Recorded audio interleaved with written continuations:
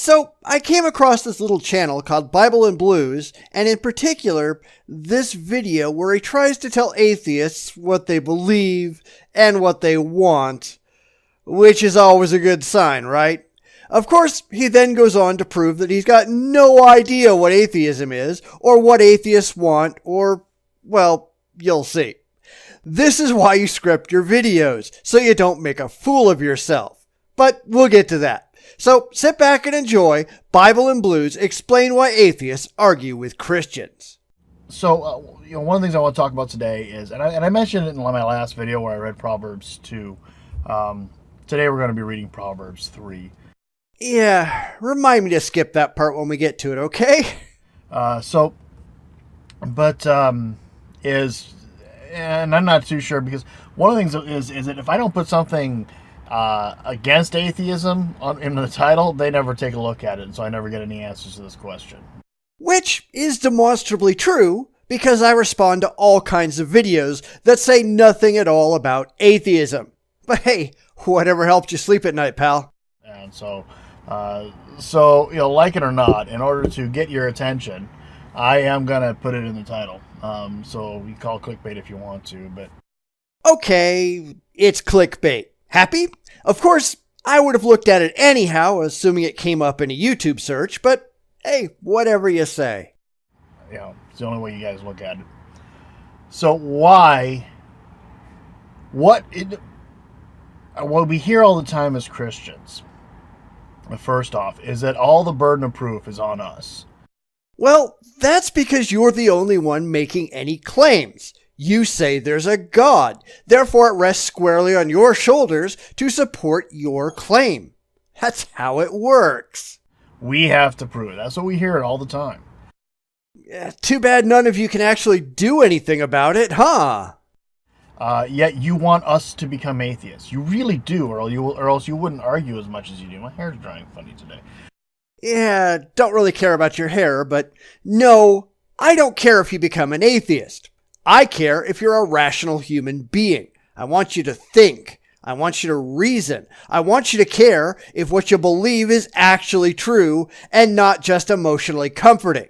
Whether or not you become an atheist, that's irrelevant. Although certainly, if you were rational, then you would realize that there's no intellectual reason to believe in the existence of any gods and reject said claims for cause. Thus, you would be an atheist. But that's not really my goal. You really want us to become atheists. You really think you need to convert us to atheism. There's nothing to convert you to. Atheism has no creeds, no beliefs. It has no positions to which you must adhere.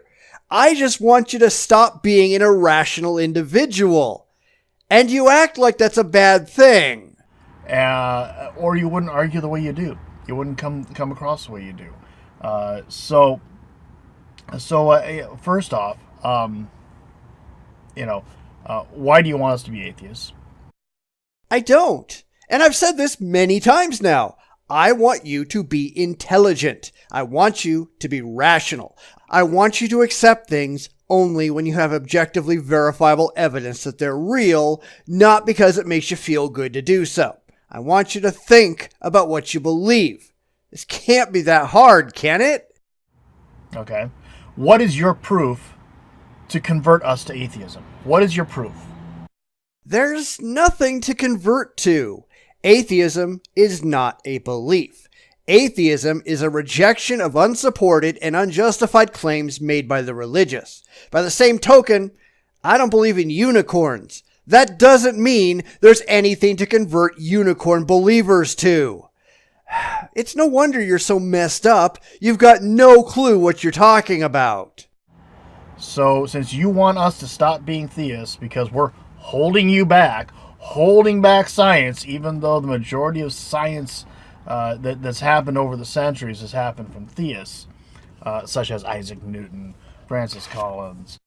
You're not holding us back. You're holding society back. You're holding humanity back. And I hate to break it to you, but the only reason that scientists were theists is because the church used to imprison anyone who disagreed with church dogma, like your favorite Galileo, or murder them outright like Giordano Bruno. It was distinctly hazardous to your health not to at least pretend to be religious. And today, where that's no longer true, the vast majority of scientists are not religious. And guess what? If Galileo and Newton and some of these other people lived today, they'd be atheists.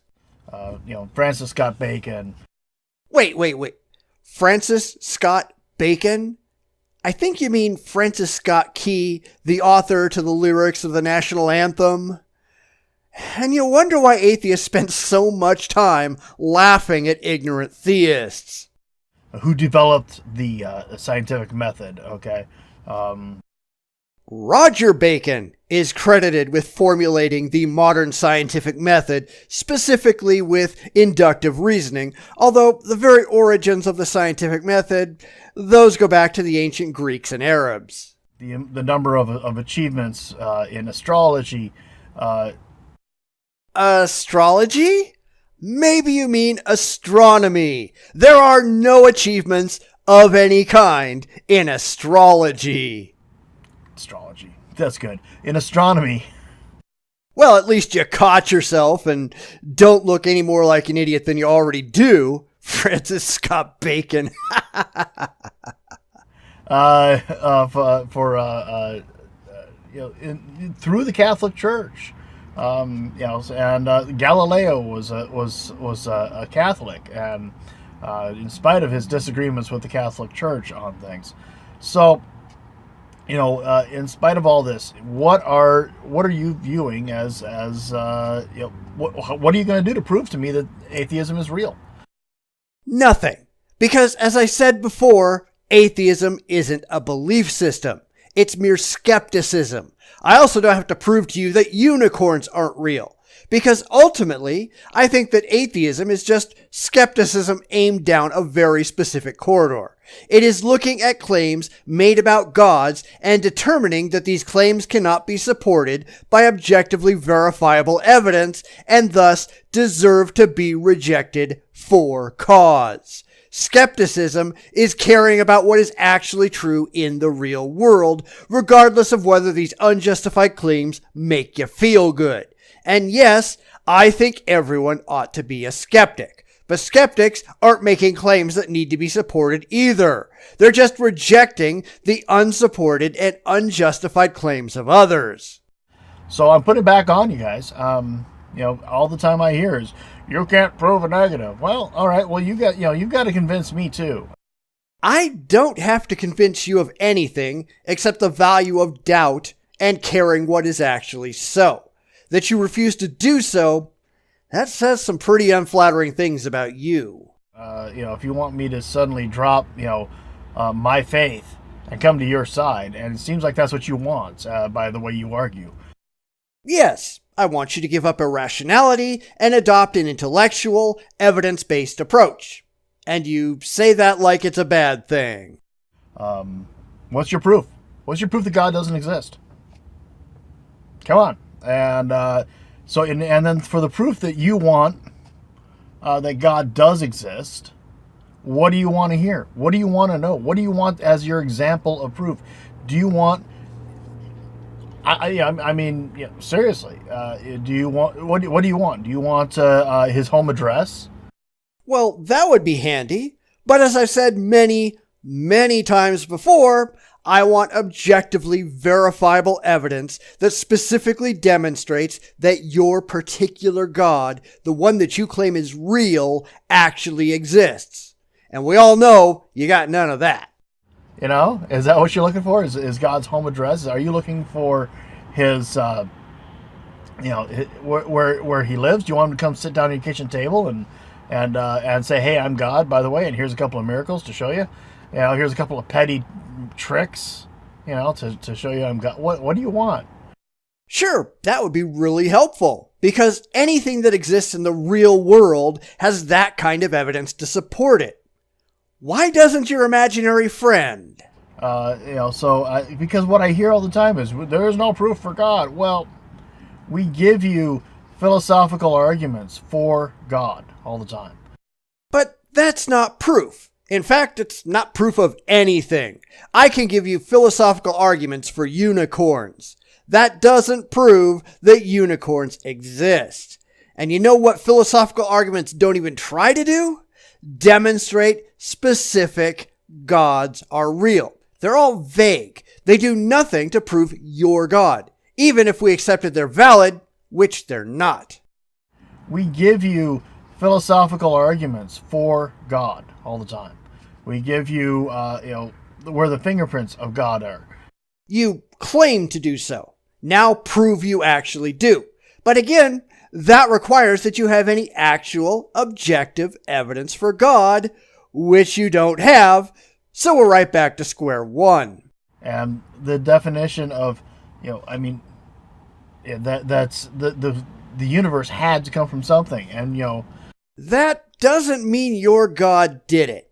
You don't get to just invent an explanation out of whole cloth to fill holes in our knowledge just because you're uncomfortable with admitting that you just don't know. I'm going to talk about that little thing I just brushed off there in a second. You're going to like that. So that's that's the kind of thing. So I put it on you. What's your proof that there is no God? I don't need any. All I have to do is point out that you've got no proof that there is and reject your unsupported claims for cause. You want me to believe that there is no God. You want me to have as much lack of faith in God as you have. I want you to have as much skepticism as I do, yes. I want you to reject all unsupported claims like I do. You simply do not want to acknowledge that your God has no actual evidence for its existence. And that's a problem. And otherwise, if that's not what you're doing, then what you are is you're a seeker. You actually want to know that there is a God. Okay? You actually want to believe in a God, in a creator, in an all-powerful creator who is a personal God who wants to know you. Well, I want to know if there's a God, yes, but I really don't care one way or the other. I don't want there to be a God, and I don't want there not to be a God, but whichever happens to be factually true, that's what I want to know. And so far, based on the evidence, there doesn't seem to be. Like it or not, I base all of my positions on evidence. No evidence, no belief. Let me know when you have some actual objective evidence for your claims, and I might take them seriously. But not until you can do that. So therefore, otherwise, you're trying to convert me. I'm trying to get you to think. Why do you have such a problem with that? So, we have across the country right now, there are a lot of wildfires happening. We're in a very dry season.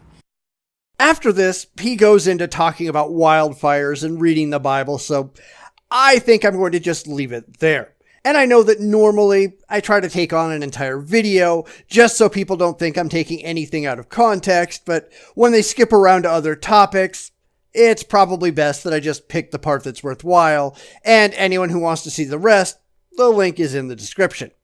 So anyway, what do you think? Do atheists have any burden of proof? Are we trying to convert the religious to atheism? Or are we just pointing out how unconvincing their claims are and how weak their arguments are? Are we just explaining why we don't find their beliefs to be at all convincing and pointing out why the things they believe fail to pass even a cursory rational evaluation? Because that's what my position is. I don't care one way or another if there's a God. I care what's true in the real world, full stop.